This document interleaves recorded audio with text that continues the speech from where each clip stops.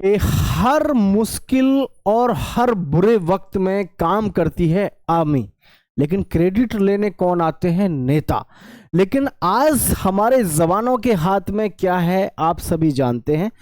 नमस्कार, जय हिंद साथियों। आज मैं बात करने वाला हूं, बहुत सारी इस प्रकार की आप भ्रांतियां सुन रहे होंगे कि एयरफोर्स, नेवी और आर्मी में सभी होंगे परमानेंट, या फिर 70%, 75%, 25% का वास्तविक सच क्या है, इस विषय पे मैं आपको बिल्कुल पूरी डिटेल में जानकारी देने वाला हूं।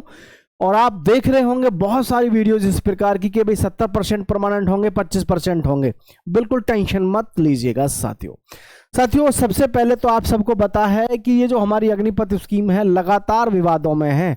किसी भी युवा से जानकारी लो, किसी से भी पूछो तो हर एक किसी की जुबान पे एक ही बात है कि यार अग्निपथ स्कीम क्यों लगाती। अग्निपथ स्कीम से हमारे देश की सेना है वो कमज़ोर हो रही है। अग्निपथ स्कीम से हमारे देश के नौजवान हैं यानी युवा साथी हैं, उनके अंदर क्रेज कम हुआ है। इस प्रकार की बहुत सारे आप बातें देख रहे होंगे। लगातार इसी कंसिस्टेंसी के साथ में अभी तक भी वीडियोस लगातार चल रही हैं।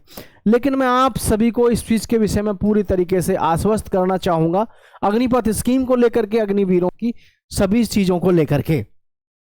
साथियों देखिए, मैं आपको एक चीज़ बता दूं कि अग्निपथ स्कीम का मुख्य उद्देश्य क्या था। जैसे कि आपको मैं सबसे पहले बताऊं, जो अहम चीज़ है उस चीज़ को भी आप देखिएगा थोड़ा सा। इसका मुख्य उद्देश्य क्या था अग्निपथ स्कीम को लगाने का? लगाई गई है, था नहीं, जो है इसका मुख्य उद्देश्य क्या है। अभी हमारे देश में हर साल, ठीक है, प्रत्येक वर्ष जो हमारे देश में इस समय भर्ती होती है, प्रत्येक वर्ष तीनों सेनाओं में भर्ती होती है, वो होती है तकरीबन 35 से लेकर के 40,000 तक की भर्ती होती है सेना में इस समय पर, वर्तमान में। और सरकार का जो मन था कि भाई ये सोचा गया था कि भाई अब हम जैसे अग्निवीर स्कीम ले आए, हम अग्निपथ स्कीम आ गई अब, ठीक है, अग्निपथ स्कीम आ गई, तो इससे सरकार की सोच ये है कि 1,50,000, कितना? 1,50,000 युवा, 1,50,000 युवा प्रत्येक वर्ष, क्या साथियों, प्रत्येक वर्ष तीनों सेनाओं में हिस्सा लेगा। प्रत्येक सेना का मतलब तीनों सेनाओं में प्रत्येक वर्ष बच्चा जो है कितना हिस्सा लेगा? कम से कम 1.5 लाख। और 1.5 लाख युवा जब सेना में भर्ती होगा, तो अभी फिलहाल में हो रहे हैं 35 से 40,000, लास्ट 50,000। तो इससे क्या है कि जो हमारी सबसे अहम चीजें हैं इसमें जो इन्होंने पॉइंट बनाए, पहला पॉइंट है कि देश की सेना जवान रहेगी। देश की सेना जवान रहेगी, बिल्कुल सही बात है, होना भी चाहिए, जवान रहेगी, ठीक है। दूसरा था ज्यादा से ज्यादा युवा जॉब लेगा, या ज्यादा से ज्यादा युवा को मौका मिलेगा सेना में जाने का, ये भी बिल्कुल फिट है। तो यहाँ एक सबसे बड़ा जो बच्चों के बीच में, सभी के बीच में एक सबसे बड़ा जो इस प्रकार की मिस इन्फॉर्मेशन कह लो, या एक बड़ी प्रॉब्लम, क्योंकि हमारे देश में ये भी एक बहुत बड़ी प्रॉब्लम है। मैं अगर कहूँ इन्फोडेमिक, क्या? इन्फोडेमिक का मतलब है, इन्फोडेमिक का मतलब, मेरा मतलब आपको ये है, एक तो होती है एपिडेमिक, एंडेमिक, एक होती है पेंडेमिक। पेंडेमिक से भी बड़ी एक और महाबीमारी है जिसको हम कह सकते हैं इन्फोडेमिक, मतलब इंफॉर्मेशन की बीमारी। यहाँ से वहाँ इंफॉर्मेशन पास हो रही है, जो जी मार रही है, लोग वो बोले जा रहे हैं, किसको लेकर? अग्निपथ स्कीम को लेकर के, या इसके बारे में खिलाफ में बहुत सारी चीजें आप देख रहे होंगे। तो मैं आप सभी को कुछ चीजें बताना चाहता हूं। देखिए किसी भी चीज का देश में इम्प्लीमेंट करना, किसी भी चीज को लेकर के इतनी आसानी से नहीं होता है। बड़ी ही लेवल पे, इस पे हाई लेवल पे मीटिंग्स चलती हैं, विचार किए जाते हैं कि फ्यूचर इसका क्या होगा, कैसे होगा। आज कुछ जो अव्वल दर्जे के, या फिर मैं ये कहूँ कि बहुत ही जिनको ये नहीं पता वास्तव में कि भारतीय सेना होती क्या है, एयरफोर्स, नेवी, आर्मी, वो लोग भी खड़े होकर के भाषण दे देते हैं कि अग्निवीर से ये कमी होगी, अग्निवीर से वो कमी होगी। मैं आप सबको बता दूं साथियों, आर्मी, अग्निवीर, एयरफोर्स और नेवी, तीनों सेनाओं में युवाओं को जाने का मौका मिलेगा ज़्यादा से ज़्यादा। जो इसके खिलाफ बोल रहे हैं, मैं आप सभी को बता दूं, ये आप इस बात को एक्सेप्ट करिए जो मैं यहां से बोल रहा हूं। ये जो आपने इस प्रकार की मिस इन्फॉर्मेशन फैला रखी हैं कि 25% और 75% उल्टा कर दिया है लोगों ने इसको कि ये होंगे परमानेंट और ये वापस आएंगे, ऐसा लोगों ने मिस इन्फॉर्मेशन फैला रखी है। तो मैं आप सबको बता दूं, ये इस प्रकार की मिस इन्फॉर्मेशन गलत है, ऐसा कुछ नहीं है। नियम वही है और वही रहेगा। किसी के दिमाग में अगर गलत फहमी है तो इसको बाहर निकाल दो भाई। मतलब 25% नहीं, अप टू 25%। कितना? अप टू 25% क्या होंगे? परमानेंट। ठीक है, अप टू। और भाई जो साथी 75% हैं वो वहां से क्या? रिटायर्ड होंगे। ठीक है, वो वहां से रिटायर्ड होंगे 75% हर 4 साल में। इसके बेनिफिट्स की बात करें तो बेनिफिट्स बहुत हैं यार। एक लड़का जिसकी उम्र 17.5 साल है, 12वीं पास की है, घर वालों ने जैसे तैसे करके इसको पढ़ाया है, सरकारी स्कूल से पढ़ाया, कैसे भी पढ़ा, और 21 वर्ष तक ये नौकरी लेना चाहता है तीनों सेनाओं में। अब कोई लड़का अगर 19 साल का लग गया और 4 साल ये करके आ गया नौकरी, 19 और 4 23, 23 से 24 वर्ष की उम्र में अगर ये वापस आ रहा है अपने घर, बुद्धि से इस्तेमाल करो, लोगों की बातों पे मत जाओ, लोग क्या कह रहे हैं इस चीज पे मत जाओ, थोड़ा सा बुद्धि से सोचो। आप खुद के बारे में सोचो, ये मत सोचो लोग क्या सोच रहे हैं। आप खुद 12वीं पास हैं आप, और आप इस वीडियो को देख रहे हैं, तो निश्चित सी बात है आप भी इस समय तैयारी में लगे हुए हैं।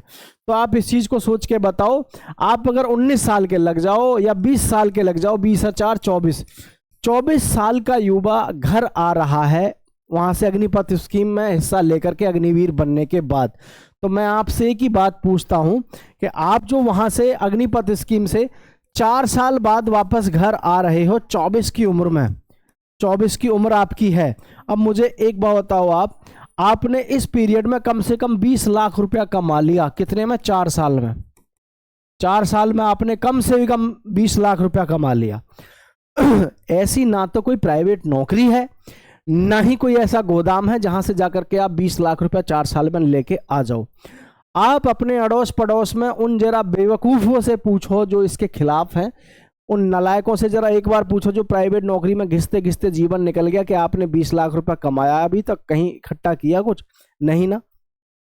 4 साल के बाद जिस समय पर ये युवा आएगा, इसके हाथ में 12 लाख रुपया होगा। ठीक है, 12 लाख रुपया होने के बाद में आपके पास में सबसे बड़ा गोल्डन अपॉर्चुनिटी क्या है, वो भी तो देखो आप। सबसे बड़ी गोल्डन अपॉर्चुनिटी हमारे पास में ये है, ध्यान से देखना, कि आप 4 साल के बाद में जब आप आओगे तो आपके पास में 12 लाख अप्रोक्स जो है रुपया होगा। प्लस आपने यार कुछ तो सेविंग करोगे, 4 साल में इतनी तनख्वाह आपको मिलेगी, खाना पीना रहना सब कुछ आपको सरकार वहां दे रही है ना। 12 लाख रुपए में से 10 लाख रुपए आपने अपने फाइनेंशियल कंडीशन को सुधारने के लिए माँ बाप को दे दिया, 2 लाख आपने अपना खुद का रख लिया पास में। 2 लाख आपने खुद के पास में इसलिए नहीं रखा मौज मस्ती के लिए, इस 2 लाख रुपए में आपने आराम से आगे किसी भी और अदर फोर्स के लिए या किसी के लिए भी 1 साल के लिए गायब हो जाओ, आकर के हॉस्टल में जाओ, अच्छे से बढ़िया आपको सुविधाएं मिले, जहां पर वहां रह करके यार ढंग से तैयारी करो। कम से भी कम कितना? कम से भी कम, ज़्यादा भी नहीं है, 1 साल के लिए गायब हो जाओ, 6 महीने के लिए गायब हो जाओ। अगर आपके मन में है कि हाँ मुझे घर की कंडीशन को बदलना है, मुझे भी कुछ करके दिखाना है समाज के लिए, तो आपके पास में इससे बढ़िया मौका नहीं है। 6 महीने अगर आप ढंग से गायब होकर पढ़ाई कर ली तो आप बहुत अच्छे से अच्छे एग्जाम को भी निकाल सकते हैं। तो सबसे बड़ा फायदा है कि आपके पास में अपॉर्चुनिटीज की कमी नहीं, अपॉर्चुनिटी बहुत है, लेकिन प्रॉब्लम ये है कि आप लोगों की बातों पे जाते हो, कि लोग तो कह रहे हैं 4 साल के। ये बेवकूफ़ है, ये वो लोग हैं जिनके घर परिवार से ना तो कोई आज तक लगा है, ना ही उनके घर में परिवार में कोई किसी के बस की है। तो आप इन बातों पे ना जाएं, इस बात को केवल दिमाग में फोकस करो कि भाई घर की स्थिति आपको अलाउ कर रही है या नहीं कर रही है। रही बात नेताओं की भाई, तो देखो ये तो एक सिस्टम है ही हमारे देश में, ये सिस्टम है ही। अन्यथा चाइना की पॉपुलेशन हमसे ज़्यादा है, ठीक है, बस चाइना की ज़्यादा है, चाइना सबसे ऊपर है ना, वहाँ हर चीज़ में प्रोडक्टिविटी नज़र आती है। क्यों?